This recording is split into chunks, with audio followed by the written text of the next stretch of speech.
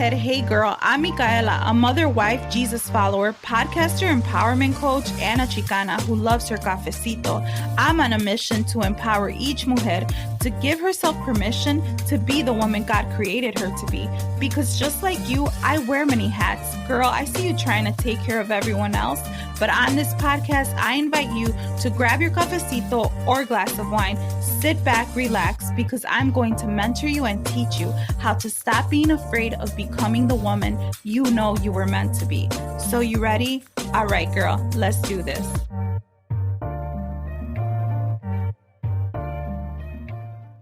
Hey, amiga, welcome back to the Fearless Mujer. This is episode number 2, and today I'm going to be talking about fear. So fear will kill you. And what happens when you're living in fear? You know, fear is such a powerful emotion that it can paralyze you. It can stop you from pursuing whatever you've been feeling on your heart to do.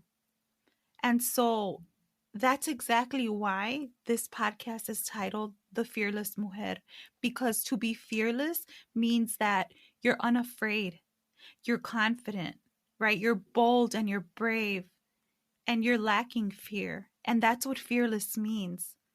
You don't have that fear. And so for many of us, we have this fear inside of us. Maybe when you were little, you had a parent who always told you, like, you're always messing everything up or you're never doing anything right. Like maybe someone was always criticizing you. And so because of that, you kind of just had this fear that maybe you shouldn't even pursue whatever it is you felt was on your heart to do. And so along with fear comes something called imposter syndrome. And if you haven't heard of it, it's something like you maybe don't think that it's a real thing, but it is. It's this feeling like you feel like you're phony or like you're undeserving of something. You feel like you're a fraud, right? You know, something that's fraudulent, like it's not real. It's a fake thing. It's phony. And so you almost feel like you're dumb or you don't belong, like you don't have the right skills, you're not equipped. And along with the imposter syndrome comes a lot of self-doubt. You question yourself a lot. You feel like whatever you want to accomplish, it's not realistic because you don't have the right skills. You lack the right skills. And you almost like you attribute your success to these external things. Like maybe you don't have the right material things, or because you didn't go to the right school, or you weren't part of a sorority, whatever it is, right? So because of your external circumstances, you believe that, maybe you're not meant to be successful. And then when you do something that's pretty cool or you accomplish something, you belittle yourself. So I hope that this isn't like triggering you, but honestly, this episode might actually trigger you. So for those of you who struggle with these things, please know that towards the end of this, I'm going to inspire you and empower you to begin to really overcome, the fear. And it's not really to criticize you or anything like that, because these are things that I've been through. I've been through the fear. Fear was this thing that really had a lot of control over me, and I gave it a lot of power. And so once I realized that was when I finally decided to fight back and take back what belonged to me. And that was, my peace, my sanity, and really understanding who I was, who I didn't want to be, and who I wanted to be, and the things that maybe were inside of me that I needed to let go of that weren't going to serve me. So the other characteristics that imposter syndrome is that you sabotage your own success, right? So like when you're getting ready to kind of step into something, like let's just take, for example, maybe you want to go back to school. You're like, I want to get a degree. I want to go back to school. But you find a reason why it's just not going to work, right? And if you're someone who constantly tells yourself, like, it's just not going to work, it's just not going to work, so maybe I'm just not going to do it, or it's just going to be too hard. You say things like that to yourself. And so then now you're sabotaging yourself. And sometimes, quite honestly, it's not even you.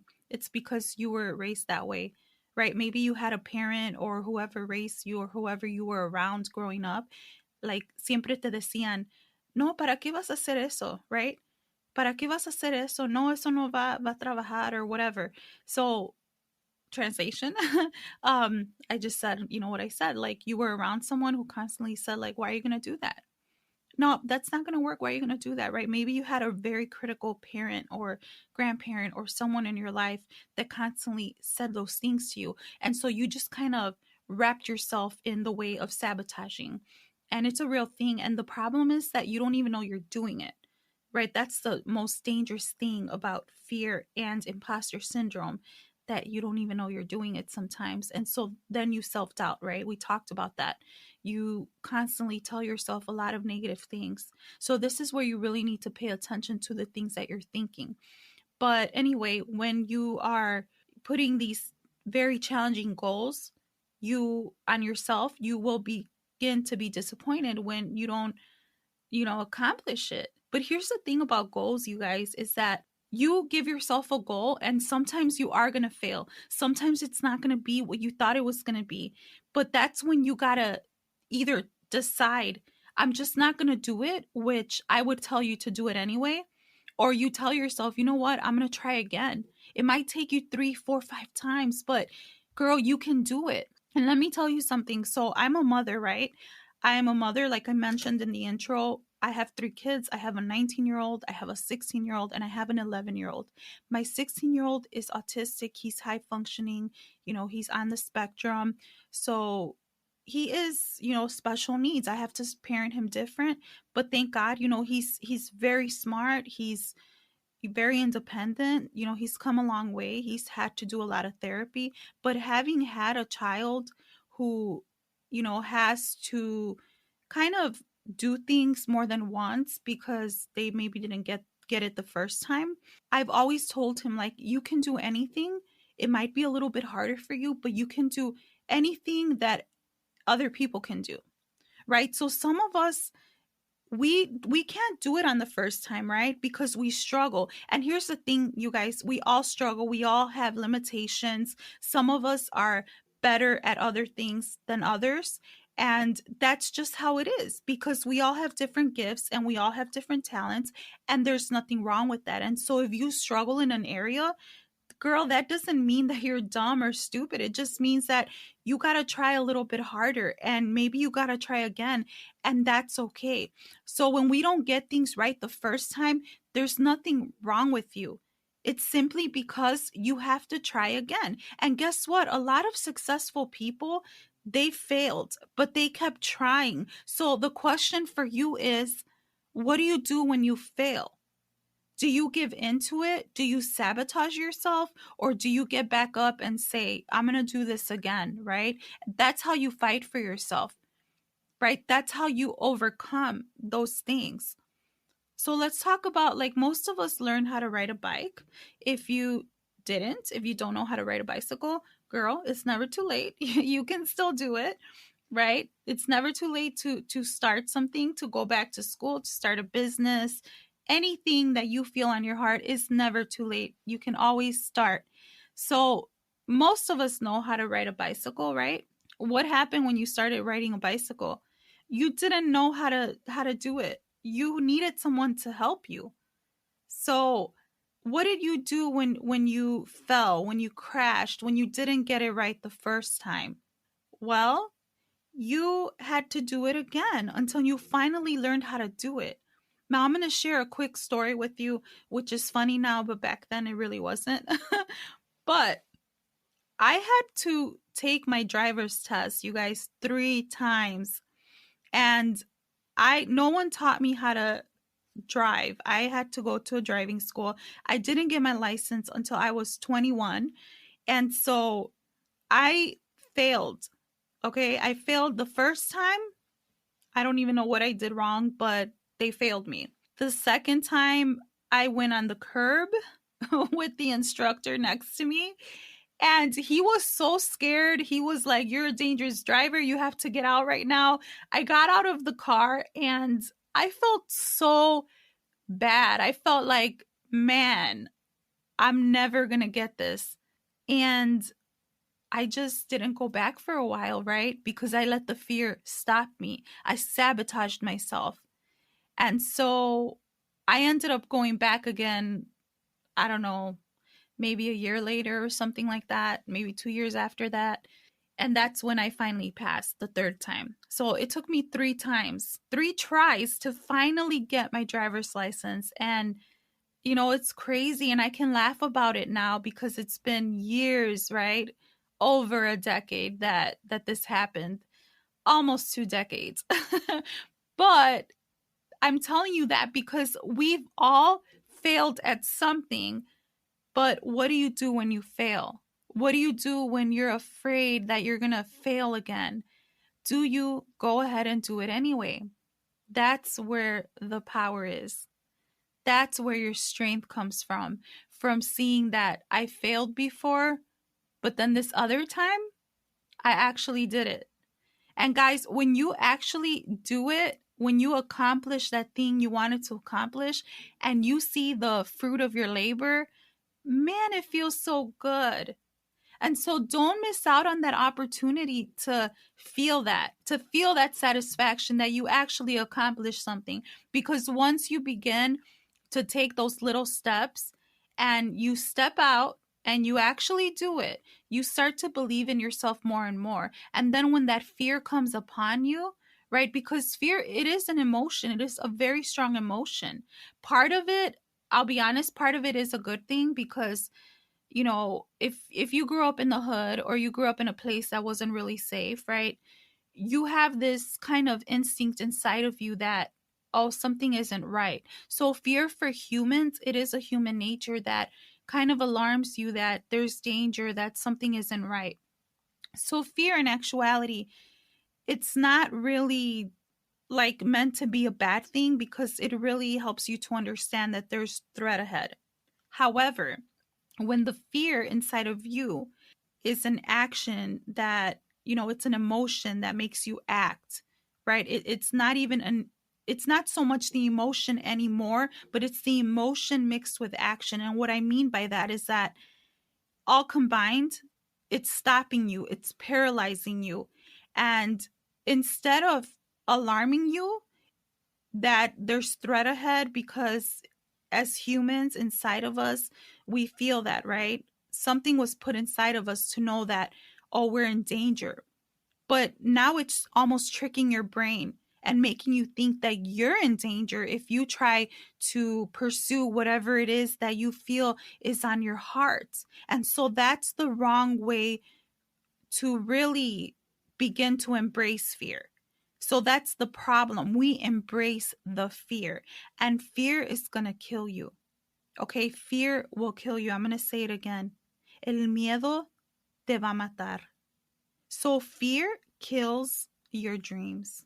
Fear kills your goals. Fear stops you. Fear destroys your future and your destiny. It steals your hope. That's what fear does. It steals from you. It robs you of anything that you think you could ever pursue. It robs you of your passion, of your dreams, of your goals. It kills your future, right? Whatever you're meant to become, it kills that inside of you. And so I'm going to tell you today that whatever you're feeling, whatever that fear is, you really have to begin to dig real deep and analyze. And it's going to be hard, to be honest with you. It's going to be hard for you to go to that place of why do I fear? And if it's really bad, I'm going to advise you, as a friend, to go talk to a therapist. I know for a lot of us in the Latino culture, they told us that, counselors were for crazy people. But you guys, these people are equipped and they have the proper training to advise you, to hear you, to listen. Sometimes all you need is someone to talk to. Sometimes all you need is someone to listen without judging you. And I'll be honest with you, I've gone to therapy. I'm going to therapy right now because it's not because I'm crazy, but it's because we all have wounds and we all have things inside of us that we just need to let it out. So if fear is really, really kind of controlling you, then I would advise you to go talk to a professional, because with fear comes anxiety, and with anxiety comes depression. And girl, I want you to be fearless. I want you to be everything that you were created to be. So if fear is one of those things that, man, it really, really, really controls you to the point that you have anxiety and depression, please go talk to someone who is a professional. But here's a couple of tips for you that you can begin to kind of overpower the fear. So, number one, put on some music. Whatever music inspires you, that, really gives you joy, whatever it is, put it on. And open up a journal, a notebook, whatever. Open it up. Write down all the things that you failed at. Write down all the things that you fear. Okay? And maybe even write down the things that are negative that you say to yourself. Now, for the fear, write down if you actually stepped out and didn't listen to the fear, like pretend the fear wasn't even an issue. Write down your dreams, your goals, the things that you would pursue if fear wasn't an issue for you. Okay? And then, second, the lies, whatever things, negative things that people said to you, right? Those are lies. Find things about yourself that are true, good things. Write down the good things. So that's something that you can start doing, okay? You can start to write down the good things. You can start to write down what you would accomplish, what you would want to do if you didn't have the fear. And then write down in 5 years what your life would look like, what you would want your life to look like. Because now you can begin to categorize these things about yourself. And then the good things that you wrote down about yourself, say them over yourself every single day. Okay, so that's my tip for you. It's kind of long, so you might have to pause this and then write it down. But that's my tip for you. That's going to help you begin to overcome the fear, because fear is a stronghold. A stronghold is something that, like, we've embraced it. It's like this lie, and we just think that it's true, but it's really not. And your brain thinks that it's true.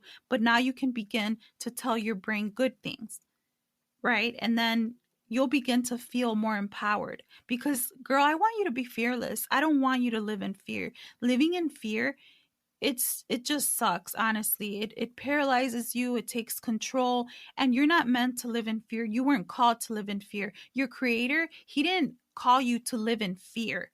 So that's what I want you to do. I want you to take a notebook, write it down, and, let me know how that went for you, because I really believe that, you might have to do this more than once, and that's okay. The more you do it, the more you speak those good things into yourself. Girl, you speak life into yourself, you're going to see how quickly you start growing and how quickly you start overcoming that fear.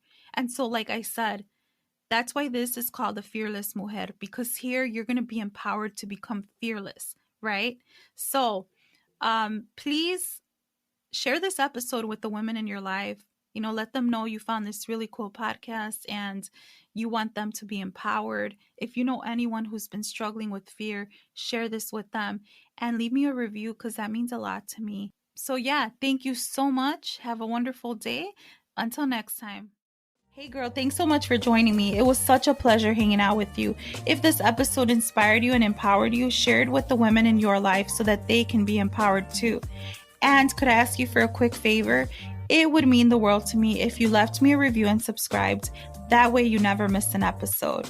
And if you want to connect with me, I'm on Instagram at the Fearless Mujer Podcast. You can also come join the private Facebook group. Fearless Mujeres is a sisterhood and community where you're going to be empowered and inspired. And you'll find the link to that group in the show notes. And girl, let me ask you a quick question. Have you been feeling like you're not walking in your true purpose? If you're looking for guidance and clarity and support, book a free 20-minute clarity call with me. We can focus on the things that are holding you back from really walking and stepping into your God-given purpose. And girl, before you go, if you want to screenshot this episode and share it to your Instagram, Facebook, that would be pretty cool. All right, girl, until next time, God bless.